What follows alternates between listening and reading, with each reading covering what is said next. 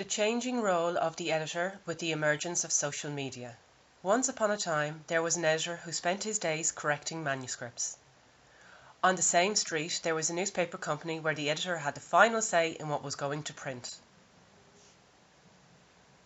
As time went by, both editors had to spend more and more time looking at the ethical and legal implications of what they were sending to print.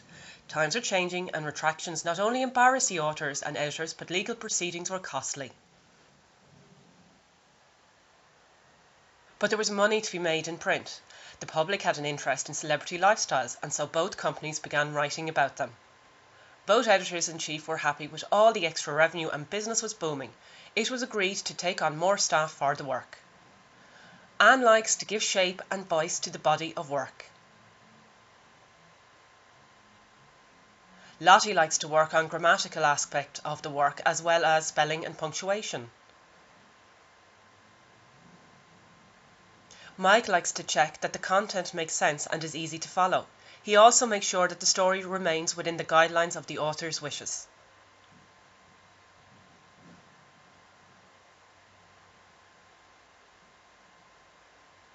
With all the extra staff, new ways to approach writing included collaborative writing. The journalists now had the editors to discuss ideas with, and in general it worked well. Then something big happened, and that was the emergence of social media. It was going to change the way in which the publishing and newspaper industries were going to work. And that it did. In the newspaper industry, the copyboy was replaced by email, and the editors were able to edit and make changes on the computer instead of print. The editor-in-chief was also able to make final amendments to the draft paper, and at the click of a button it was sent to print. Meanwhile, in the publishing company, the editor-in-chief was sent manuscripts by email. He would then edit same and email them back to the writer. All correspondence was done over email with the occasional business meetings. However, tension started to mount and collaborative writing started to feel like a battlefield. What were the editors-in-chief to do? Should they become more forceful and demand that staff put their differences aside and learn to work in a collaborative setting? Or maybe they should let them sort it out amongst themselves. After much consideration, the editor-in-chief at both companies decided to let the staff work it out themselves. This did not work out well. Arguments were a weekly occurrence as staff refused to work with each other. Human resources were so frazzled with all the complaints that they went on a 2-day conflict resolution course. Meanwhile, back at the offices, people were acting in a non-professional manner as they could not work together. The editor and writers could not agree on style and body of content. And so there were scenes of.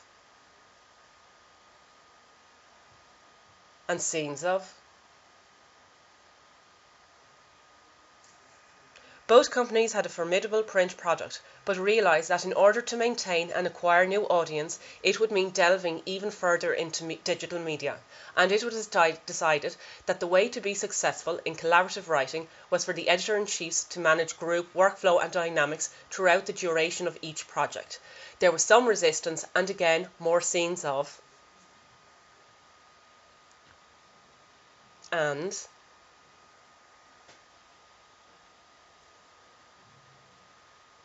Years went by and both companies had grown and prospered. Online presence now included Facebook and Twitter. Some employees were feeling left behind, more so now than before. Training had been encouraged by managers, but there were still some staff in the company who refused to learn and gradually left. Moving into social media started off small. Both companies hired web designers to set up company websites, thus creating online presence. Although some staff were nervous, they found the transition fascinating and believed it was the future and not just a phase. Some were so interested that they inquired to HR for upskilling and applied for college courses such as web design and media studies. Print was still a formidable force, but the online presence was attracting a wider audience. The company started to update their websites on a regular basis, and they were receiving a lot of positive feedback. There was new departments set up entirely for the expansion into social media, and the companies were winning awards for their web designs. Behind closed doors, both editors-in-chief found all the new hats that they had to wear overwhelming at times, but they both knew that it was the way forward. They sometimes missed using their red pens and were glad that print was so popular. However, they admired what their companies had achieved.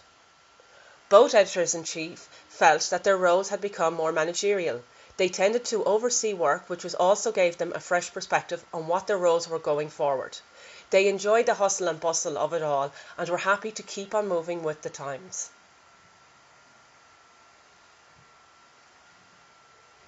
And they lived happily ever after.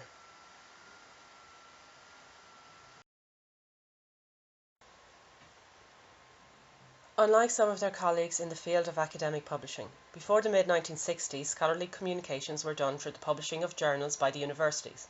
Due to a demand in research came the growth of commercial publishers who published their own journals. There was growing dissatisfaction within the scholarly community over the increase in prices, subscription fees, issues regarding copyright, lapse in time between findings and publication, and how information was circulated. This has resulted in worldwide debate on how to solve this dilemma regarding access and how to alleviate two long-standing problems. The first is known as the serial crisis concerning the price of the subscriptions, which has prevented access to scholarly materials. In the 90s, journals began to be posted online, which resulted in more increases in prices. The second long-standing problem was that of the permission serial, and it addresses the restrictions on the use of information once access has been attained. The open access debate focuses on these two long-standing problems using two different strategies. The self-archiving, where the scholar has the right to make traditional journals freely available in an open repository. The second solution is the journal reform, where new journals emerge and are free to access at the point of use. The way in which scholarly research is carried out has changed greatly in the last 2 decades, with the improvement in technologies, networks and digital data capture allowing for collaborative research. It is important for journal editors to keep up to date with the changes happening in the journal environment in order to ensure that the material remains current and meets constant changing standards and requirements. My dissertation. For my dissertation, I want to create an online presence for the Irish traveller community where they can communicate with each other from around the world to share traditions and cultural and present-day issues. The role of the editor is to present all information in a fair and balanced approach. It is important to promote the positive in the Irish traveller culture, as this is an ethnic minority group which are prone to racism and stereotyping. As the editor, it will be my responsibility to acknowledge all aspects of the community, both positive and negative. I will create a website and from there incorporate a blog, hyperlinks to Facebook and Twitter accounts, both of which I will set up. I will also be incorporating a public archive into the website with original photographs taken by the community. The travelling community were outraged by the way they were depicted in my Big Fat Gypsy Wedding. There has been a surge of reality television shows recently filming people from disadvantaged parts of society. The show did not promote the Irish travellers in a good light, and many would argue that it was done this way to keep high audience levels.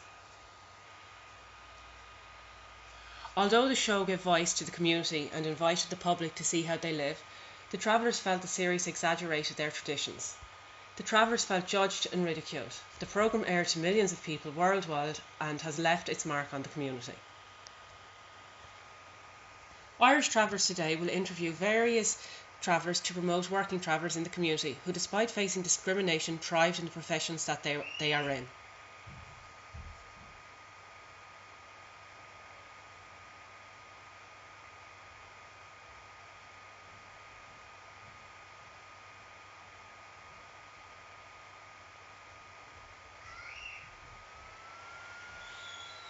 For my project, IrishTravellerToday.com, and as an editor, it is important to be up to date with all the relevant software.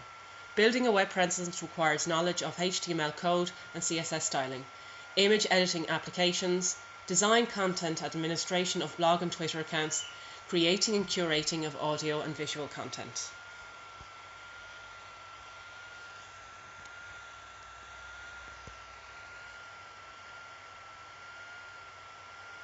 The role of the editor has changed with the emergence of social media. As an editor may not have this title, but the role remains relevant. There is no more deadlines as everything is posted online, as soon as it happens, allowing little time for spelling, punctuation and grammar. The role of the editor has shifted to a more managerial role, however, still has a final say in what goes to print or online.